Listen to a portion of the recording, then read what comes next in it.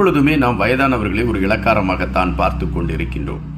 நாம் எந்த சூழலிலும் அவர்கள் இளையவர்களாக இருந்துதான் வயதானவர்களாக மாறினார்கள் என்கின்ற எண்ணத்தை நம் மனதிற்குள் வளர்ப்பதில்லை. அதனால்தான் பல முதியோர் இல்லங்களில் அவர்கள் கண்ணீர் சிந்தி கொண்டு இருக்கின்றார்கள். முதியோர்கள் இந்த உலகத்தில் அனுபவம் என்பதில் பண்பட்டு வந்தவர்கள். அவர்களுக்கு பல அறிவு சார்ந்த விடயங்கள் அவர்களுக்கு தெரியும். ஆனால் நாம் அதை குறித்து தேடிக்கொள்வதும் இல்லை, அவர்களை மதிப்பதும் இல்லை.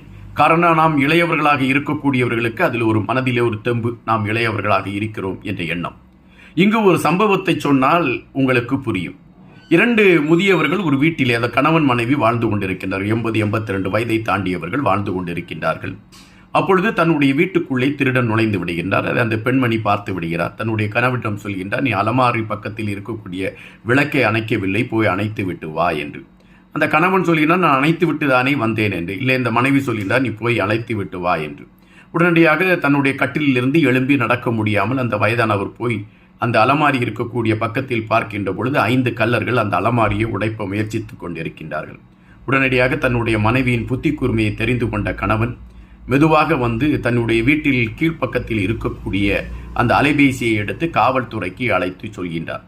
காவல்துறையிடம், இப்படி எங்கள் வீட்டில் திருடர்கள் வந்து விட்டார்கள், உடனடியாக வந்து எங்களை காப்பாற்ற வாருங்கள் என்று குறிப்பிடுகின்றார்.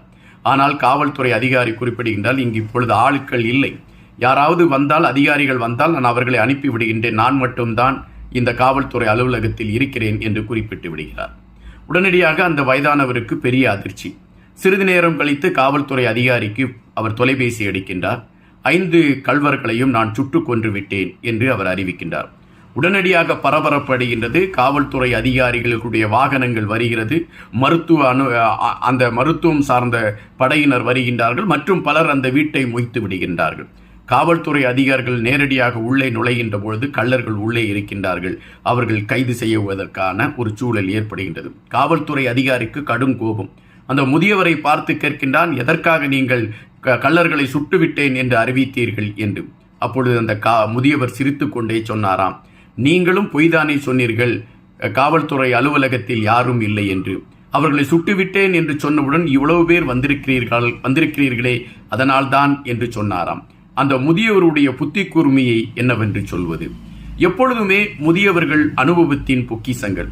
அவர்களை நாம் போற்ற வேண்டும் என்பதுதான் பதிவு. அது உங்களுடைய தாயாக இருக்கலாம், தந்தையாக இருக்கலாம், தாத்தாவாக இருக்கலாம், பாட்டியாக இருக்கலாம். முதியோர் இல்லங்களுக்கு விடிவு கொடுத்து அவர்களை உங்கள் வீடுகளில் வையுங்கள். வீடு அழகாக இருக்கும். நன்றியுடன் இன்பா.